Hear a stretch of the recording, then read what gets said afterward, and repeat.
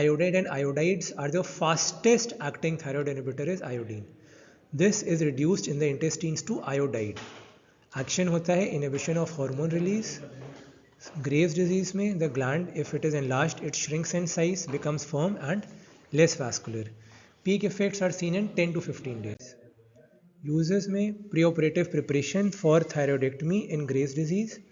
Iodine is generally given for 10 days, just surgery के पहले 10 दिन.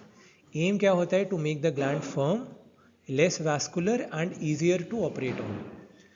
Though iodide itself will lower the thyroid status, it cannot be relied upon to attain euthyroidism, which is done by the use of carbimazole before starting iodide. Propranolol, which is a non-selective beta blocker, बता चुका हूँ, beta 1 और beta 2 receptors को block करता है. This can be given for rapid control of symptoms. जैसे कि जो tremors होते हैं, that is due to beta 2, और palpitation, increased heart rate, that is due to beta 1. You have one heart और tremors beta 2 की वजह से.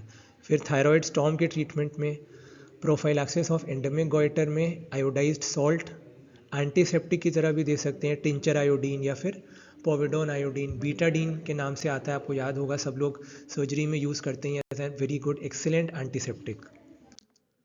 So this is showing you a picture of the hyperplastic gland which is enlarged, red, engorged, बिल्कुल भरा हुआ है अभी वो, ठीक है. आराम से फट सकता है, आराम से इसमें से ब्लीडिंग हो सकती है. अगर थायोयूरासिल दे दिया, प्रोपाइल थायोयूरासिल प्लस आयोडाइड, तो अब ग्लैंड का साइज रिड्यूस हो गया, पेल हो गया, देखो. और now it is easier to operate on. That is the main rationale of giving iodide prior to surgery. One of the very favourite and important question कि आयोडाइड को, पोटाशियम या सोडियम आयोडाइड को सर्जरी से पहले क्यों देते हैं? उन लोगों में जिनमें थायराइड ग्लैंड को हमको निकालना होता है, जिनमें थायरॉइडेक्टमी करनी होती है. So this is the reason.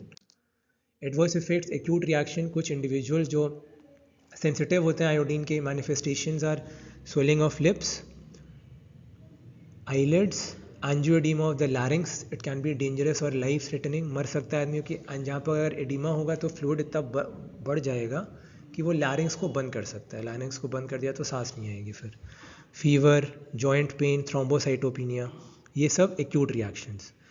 Chronic overdose का एक नाम होता है, it is known as iodism, IODISM, आयोडिज्म.